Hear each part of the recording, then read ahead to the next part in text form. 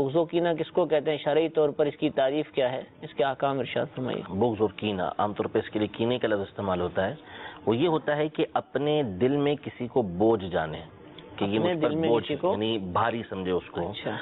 اور اس سے غیر شرعی دشمنی رکھے، شریعت مطہرہ جہاں اجازت نہیں دیتی وہاں اس سے دشمنی رکھے اور اس سے نفرت کرے، اور یہ کیفیت جو ہے اس کی ہمیشہ ہمیشہ قائم رہے، تو اس کو بغض و کینہ کہا جاتا ہے۔ یعنی ایک تو یہ ہوگا اس میں کہ سامنے والا بوجھ محسوس ہوگا کہ کیوں آیا، اس کو کیوں ترقی ملی، یہ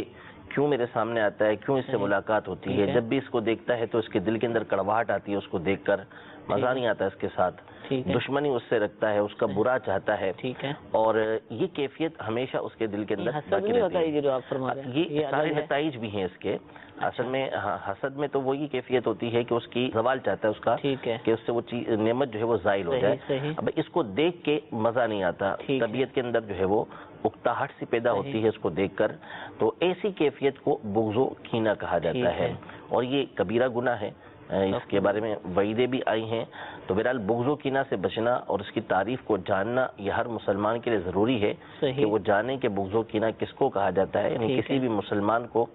اپنے دل کے اندر بوجھ سمجھنا، بھاری سمجھنا، اور اس سے غیر شرعی دشمنی رکھنا، نفرت رکھنا، اور یہ کیفیت اس کی باقی رہے، تو ایسی کیفیت کو کینہ کہا جاتا ہے، بغض و کینہ کہا جاتا ہے۔ کس اعتبار سے بوجھ سمجھنا؟ ایک آدمی جو نا اس کی عادات اچھی نہیں ہے، نہیں اچھا لگتا، بس وہ کھانے پینے میں احتیاط نہیں کرتا، وہ بولنے میں احتیاط نہیں کرتا، مجھے اچھا نہیں لگتا، تو یہ بوجھ سمجھنا کہلائے گا، یا کوئی اور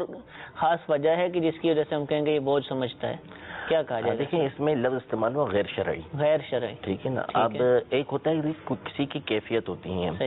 کہ کوئی ایسے کام سامنے آ کے کرتا ہے، یعنی ایسے برے کام وہ کرتا ہے سامنے بیٹھ کے اجڑوں والے،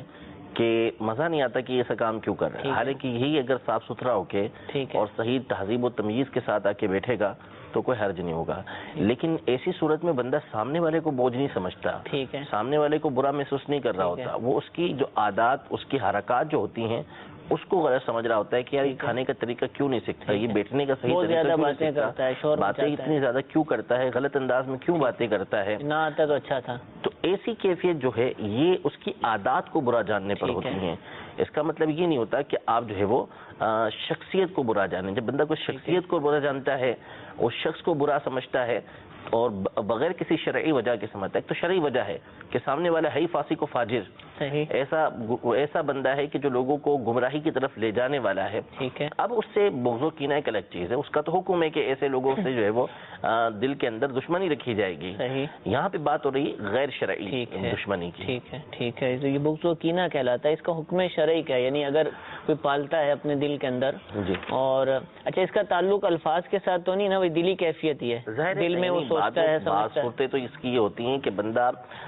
سامنے والے سے مل رہا ہے، ٹھیک ہے، بہت اچھے انداز میں ملے گا، گفتگو اچھے انداز میں کرے گا، لیکن کیفیت یہ ہوگی جو بیان کی گئی، دل کے اندر یہ حالت ہوگی کہ آیا کیوں ہے یہاں پر، یہ مل بہت اچھے انداز میں رہا اس سے،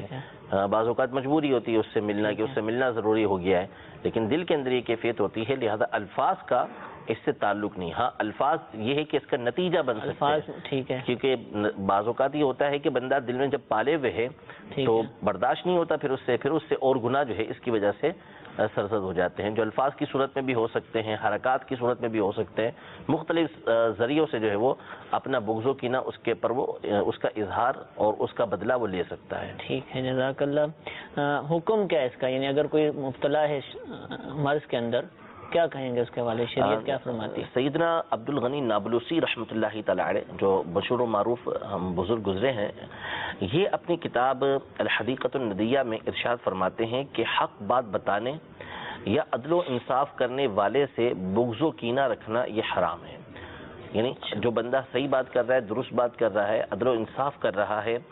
اس سے جو بغض و کینہ رکھتا ہے یہ حرام کام کر رہا ہے۔ یعنی سامنے والا کا کوئی قصور نہیں، وہی غیر شرعی بات آ گئی، وہ بالکل درست کام کرنے والا، درست طریقے سے فیصلہ کرنے والا، یہ تمام چیزیں اس کے اندر پائی جاتی ہیں، اب اس سے بغض و کینہ رکھتا ہے تو یہ فرماتے ہیں کہ یہ حرام ہے. اسی کی آسان تعریف یہ کی گئی کہ